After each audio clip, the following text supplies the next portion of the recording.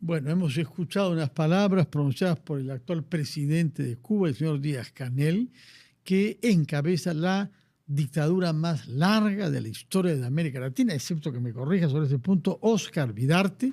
Es un gobierno que se ha instalado el año 59, prometiendo que se restituía la Constitución liberal de 1940, cosa que no hizo. Tanto es así que no hubo constitución en Cuba hasta el año 76. Estuvieron bastante tiempo sin constitución porque era flagrante que el compromiso básico que motivó tanto respaldo inicial a esta revolución había sido violado. Pues este señor no ha hecho sino perpetuar la misma manera de ejercer el poder que tuvo primero Fidel Castro hasta su retiro a una edad avanzada por razones de salud, luego fallecido, y su hermano Raúl, quien lo sucedió, que ahora tiene 95 años y que se retiró a tiempo también por razones de salud. El tono ha sido más conciliante de lo que había escuchado nunca de boca de un presidente cubano.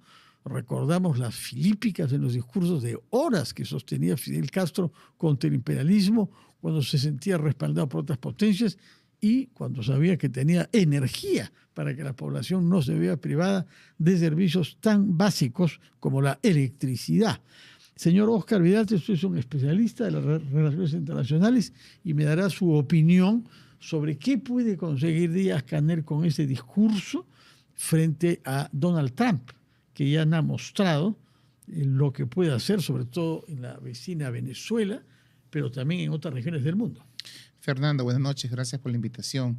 En primer lugar, hay que señalar que, aunque parezca increíble lo que ha señalado Díaz-Canel de la importancia del diálogo y la posibilidad de que Cuba acceda a un diálogo, en realidad, a lo largo de la historia de la relación entre Estados Unidos y Cuba, han habido muchos espacios de diálogo. Recuerdo que hace un par de años tuve la suerte de presentar un libro justamente escrito a partir de una serie de documentos desclasificados de la relación entre Estados Unidos y Cuba. Y en este libro lo que justamente afirman es que, aunque parezca increíble, incluso en los peores momentos había una diplomacia encubierta peores momentos como la crisis de los cohetes, que pudo desembocar en una guerra nuclear a principios de los años 60, ¿no? Exacto. Entonces, hasta en los peores momentos, incluso formalmente sin relaciones diplomáticas, La Habana y Washington han mantenido una serie de contactos y diálogos.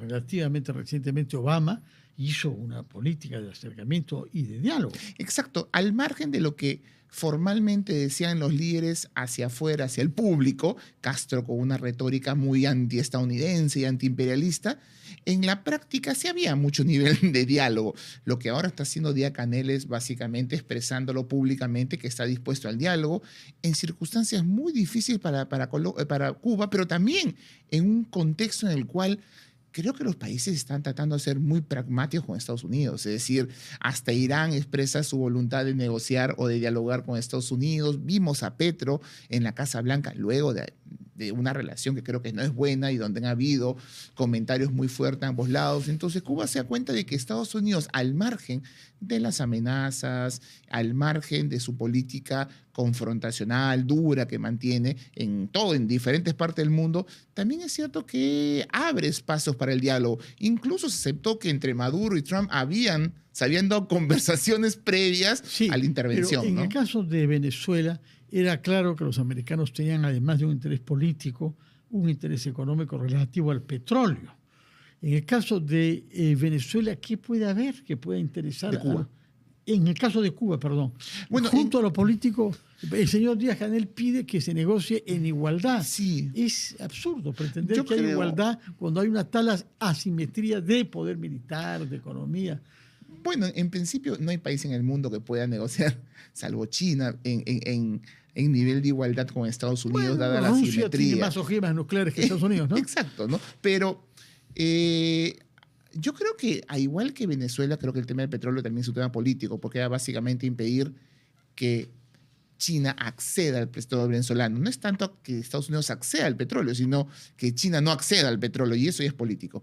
Y en el caso de Cuba, yo creo, a pesar de que formalmente el gobierno de Estados Unidos ha dicho que Cuba es un problema de seguridad y todo lo está construyendo por ahí, algo parecido eso con Venezuela, un problema de seguridad relativo al narcotráfico, terrorismo y todo lo que ya conocemos.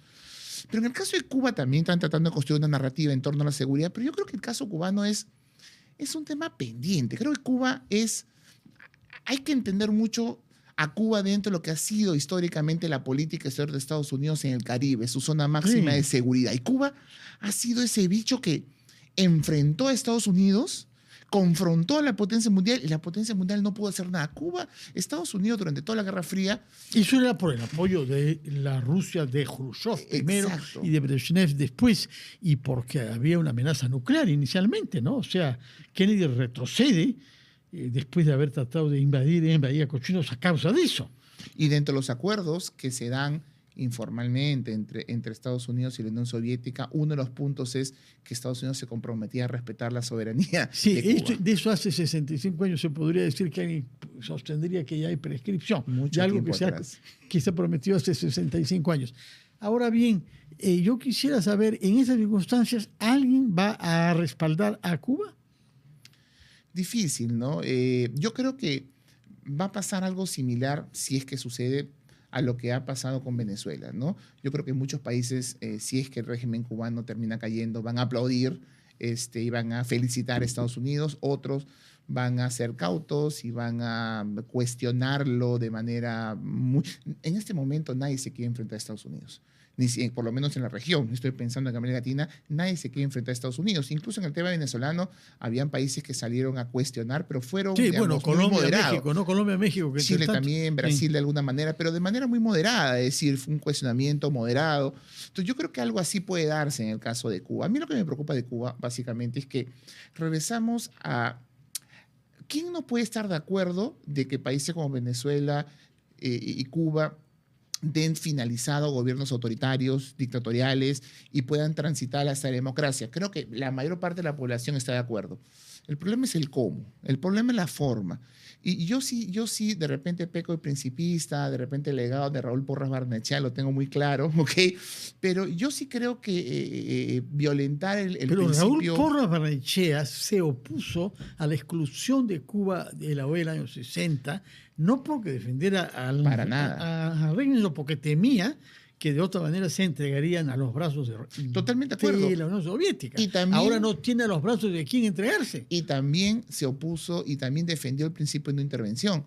Básicamente, pues él conocía lo que Estados Unidos hacía en la región y aceptar que Estados Unidos violenta el principio de no intervención, lo termina legitimando a lo que ha hecho en la región. Entonces, esa es mi preocupación, de que en la actualidad terminemos legitimando un accionar, más aún cuando Estados Unidos cuestiona, amenaza a Groenlandia, amenaza a Panamá. ¿Quién duda que mañana no pueda utilizar la misma narrativa en torno al narcotráfico para amenazar a México o a Colombia? ¿Quién duda que mañana no pueda amenazar a otro país que tenga vínculos muy cercanos y estrechos con China? No necesariamente estoy hablando del Perú, ojo. Entonces, a mí sí me preocupa que terminemos legitimando ese tipo de accionar claramente ilegal al margen del derecho internacional, que además, si uno revisa la historia de Latinoamérica y del intervencionismo estadounidense, salvo de repente Panamá, casi siempre las consecuencias han sido nefastas. Nicaragua, Honduras, ¿no? Guatemala, perdón, en diferentes escenarios hemos visto que las consecuencias fueron peores. En Nicaragua apareció Somoza, en República Dominicana apareció Trujillo. ¿Qué concesiones piensa usted que podría hacer Díaz-Canel si un diálogo como el que él preconiza se llevase a cabo en condiciones de igualdad, sin injerencia y sin intervencionismo que viole la soberanía cubana? Por ejemplo, hay cosas de base acá, que es la prensa. Venezuela, pese a todo, mantenía una apariencia falsa, pero apariencia de diversidad de prensa, relativamente. En Cuba hay un partido único, que no había en Venezuela, y no hay elecciones sino las que el Partido Comunista protagoniza como partido único. Es una situación institucional diferente. ¿Qué concesión puede hacer Cuba? Pero ese punto que tú señalas es importante, porque la repregunta sería: ¿qué tanto al gobierno estadounidense liderado por Donald Trump realmente le interesa la democracia o los derechos humanos? Es decir, ¿realmente esa es su prioridad? ¿Es la prioridad de Estados Unidos en Venezuela? Ya vemos después de casi un mes que no lo es, ¿ok? Que es un tema secundario, se habla de la democracia como parte de la transición en un último momento, pero la verdad, ni siquiera María Corina Machado es parte del proceso. La pregunta, ¿esa es la prioridad de Estados Unidos en Cuba? No, yo creo que la prioridad de Estados Unidos en Cuba va a ser el tema económico, va a ser que ¿Pero los cuál es el tema capitales... económico con Es que, Cuba? ¿Qué interés hay? pero estamos sinceros, Estados Unidos tuvo hasta los 60 muchos intereses cubanos. La gran retórica de Trump contra Cuba es que existen intereses económicos estadounidenses que fueron afectados en los 60 Inmobiliario. Inmobiliarios dentro de la Los industria, que reclaman sus casas dentro de la industria expropiadas. azucarera, dentro de la industria, en verdad casi toda la industria, muy poca industria que tenía Venezuela, era básicamente capitales estadounidenses, también presencia inmobiliaria. Entonces, ese es un poco el discurso, así como se construyó un discurso en torno a las empresas expropiadas en su momento vinculadas al petróleo en Venezuela, también se construye ese discurso en Cuba. Entonces yo creo que uno de los puntos que se va a entrar a conversar y que es más importante para Trump que la misma democracia en Cuba es básicamente ese. Y también temas geopolíticos que pasan por el alejamiento de Cuba de China, porque en este momento si hay un país que todavía apoya a Cuba es China. China en las últimas semanas le ha dado un importante soporte económico, le ha vendido mucho arroz, es decir, sigue siendo el soporte. La pregunta también que todos nos hacemos es, ¿qué tanto puede ayudar China a Cuba? ¿Puede realmente abastecer sus intereses energéticos, que en este momento son el peor problema de Cuba? Consumen poco, ¿eh? Es una isla de 12 millones de habitantes poco, con un consumo de energía bastante limitado. Ahora, dígame, ya que han tenido su día más frío, creo, en numerosas décadas, ¿no? 0 grados ha llegado a haber, es una cosa totalmente excepcional en Cuba. ¿Qué concesión puede hacer Díaz-Canel sin que se caiga todo el sistema?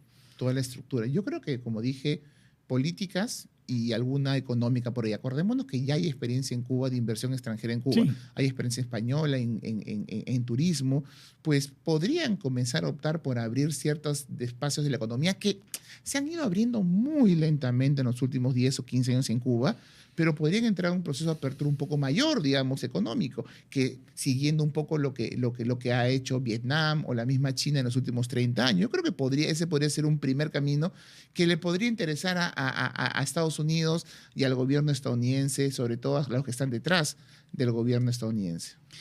Muy bien, muchas gracias, Oscar Vidal. Te contaremos con usted cuando hayan más informaciones sobre este diálogo sin condiciones que ha ofrecido el presidente cubano Díaz-Canel, con un tono particularmente conciliante y sereno, ¿no? Sin ningún epíteto, sin ninguna agresión. Aquí estamos para conversar. Vamos a ver qué dice también la oposición cubana, que se halla sobre todo en los Estados Unidos y en Florida en particular, porque adentro no hay nada comparable a lo que había en Venezuela.